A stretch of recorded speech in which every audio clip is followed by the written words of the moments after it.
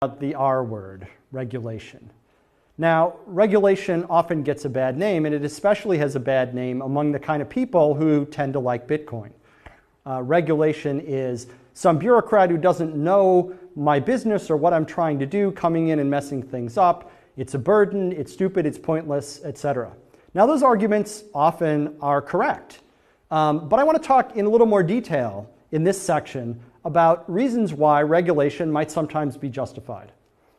The argument against regulation is pretty common, it's pretty well understood. I'm not going to repeat it here. And so you'll hear me talking mostly about reasons why regulation might be a good idea, because that argument is not as well understood, and I want to lay it out here a little bit. But just to be clear, the fact that I'm spending most of this section talking about why regulation might be good shouldn't be read as an endorsement of widespread regulation or as a feeling that regulation is the greatest thing ever.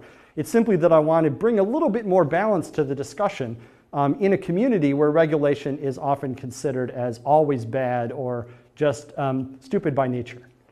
All right, so the bottom line argument in favor of regulation is just this, that when markets fail and produce outcomes that are bad, and often agreed to be bad by pretty much everyone in the market, then regulation can step in and try to address the failure. So the argument for regulation, when there is an argument, starts with the idea that markets don't always give you the result that you'd like.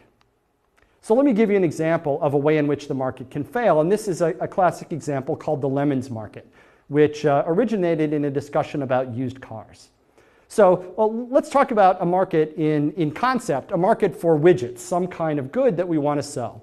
And let's say that widgets can be either low-quality widgets or high-quality widgets.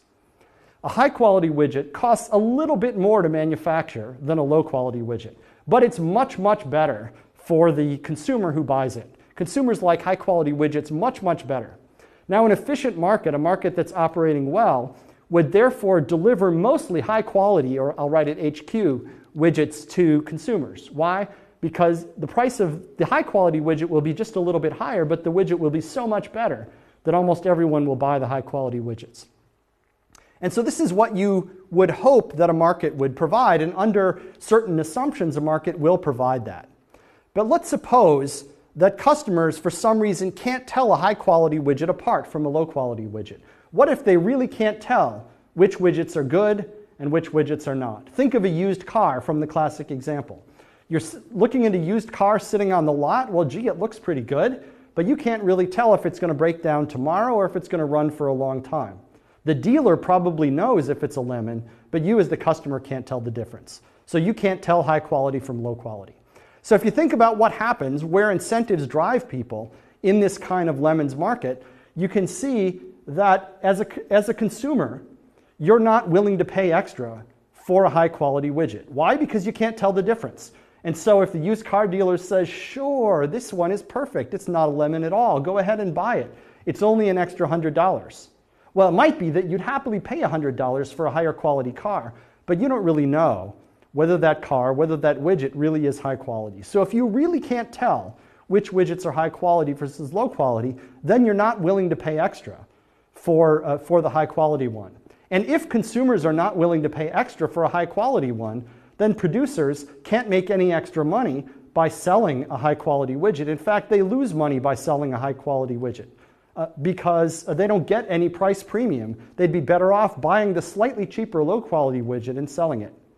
And so the result is if consumers really can't tell which widgets are high quality and which are low quality, the market gets stuck in an equilibrium where only low-quality widgets are produced and consumers are relatively unhappy with them. Now, this outcome is worse for everybody than a properly functioning market would be. It's worse for buyers because they have to make do with low-quality widgets when in a more efficient market they could have bought a widget that was much, much better for only a little bit higher price. It's also worse for producers because the widgets that are on the market are all lousy, consumers don't buy very many widgets. The widget market is relatively small, and so there's less money to be made selling widgets than there would be in a healthy market. And so both consumers and producers are worse off in a world where consumers can't tell the difference between high quality and low quality widgets. That's a market failure. It's called an asymmetric information failure, and the result is a market that's sometimes called the lemons market. Okay, so how can we fix this?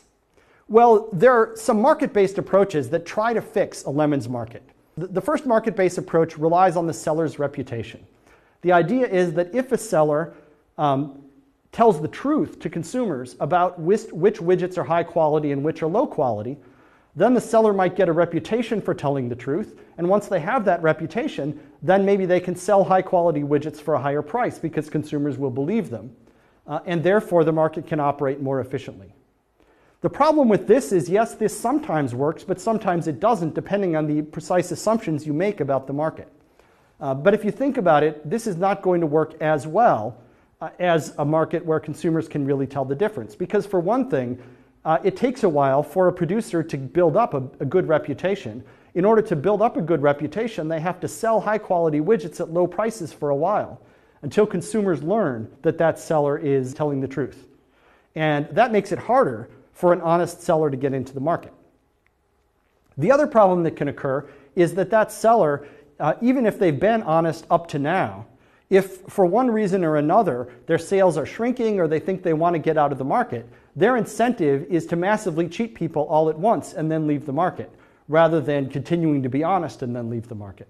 And so in the beginning of a seller's presence in the market and at the end of a seller's presence in the market, reputation tends not to work. This sort of reputation-based approach also tends not to work in businesses where consumers don't do repeat business with the same entity, or where the product category is very new. And so there hasn't been enough time for sellers to build up a reputation, like, say, in a high-tech market like, say, Bitcoin exchanges. The other market-based approach is warranties. That's the idea that a seller could provide a warranty to a buyer that says that if this thing turns out to be low quality, if it doesn't work well for you, I'll give you a new one, I'll pay you back, or something like that. And that can work up to a point as well, but there's also a problem there, that this warranty is just another kind of product, which can also come in high quality and low quality versions. A low quality warranty is one where the seller doesn't really come through when you come back with a broken product. They don't really replace it, they don't really give you your money, they make you jump through all kinds of hoops. And so this is not a panacea either. So if you have a lemons market which has developed, and if these market-based approaches don't work for the particular market that you're dealing with, then regulation might be able to help. And there are three ways in which regulation might be able to help address a lemons market. First, regulation could require disclosure. They could require, say, that all widgets be labeled as high quality or low quality, and then have penalties on the firms for lying. That gives consumers the information that they were missing.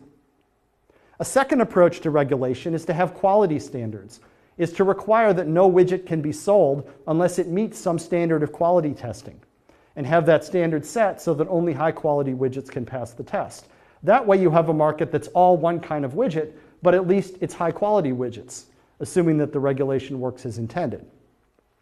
Or you could have required warranties so that all sellers have to issue warranties and then enforce the operation of those warranties so that sellers are really held to the promises that they make. So all of these are forms of regulation which obviously could fail, which might not work as intended, which might be miswritten or misapplied. They might be burdensome on sellers and so on, but there's at least the possibility that regulation of this type might help to address the market failure due to a lemons market. So this is one example of how regulation can be an efficient thing to do if it's done well, when there's a certain kind of problem, namely the inability of consumers to tell the difference between a high quality and a low quality product offering. And so people who talk about Bitcoin exchanges, for example, and argue for regulation of them sometimes point to them as an example of a lemons market. Another example of a market failure, or a place where the market doesn't operate the way that you would like it to in order to serve consumers, is price fixing. Price fixing simply is a case where different people are selling a product in a market and they just agree with each other that we're going to raise prices or we're not going to lower prices. Related to price fixing is an agreement not to compete, where companies that would otherwise go into competition with each other agree not to compete with each other. For example, if there were two bakeries in town, they might agree that one of them will only sell muffins and the other will only sell bagels. And that way there's less competition between them than there would be if they both sold muffins and bagels. As a result of the reduced competition, presumably prices go up and the merchants are able to foil the operation of the market. Because after all, the reason that the market protects consumers well in its normal operation is through the vehicle of competition, that sellers have to compete in order to offer the best goods at the best price to consumers, and if they don't compete in that way, then they won't get business. So an agreement to fix prices or an agreement not to compete circumvents that competition and prevents competition from operating in the market. So another way that the market can fail is when people take steps that prevent competition. These kinds of agreements, either an agreement to raise prices or an agreement not to compete, these are illegal in most jurisdictions. This is part of antitrust law or competition law. In general, antitrust or competition law is aimed to prevent cases where the market gets stuck in a situation where there isn't enough competition to protect consumers, or cases where somebody acts in a deliberate way to try to prevent someone from competing with them, acting in a way other than simply offering good products at good prices. Antitrust law is very complicated. I've given you sort of a sketch of it, but this is another instance where we know that there are failures that can occur and where the law will step in to prevent, in the easy cases, things like price fixing or agreement not to compete, but in more difficult cases, even some attempts to reduce competition in the market through, say, mergers or other kinds of activity. Another example where regulation might be helpful.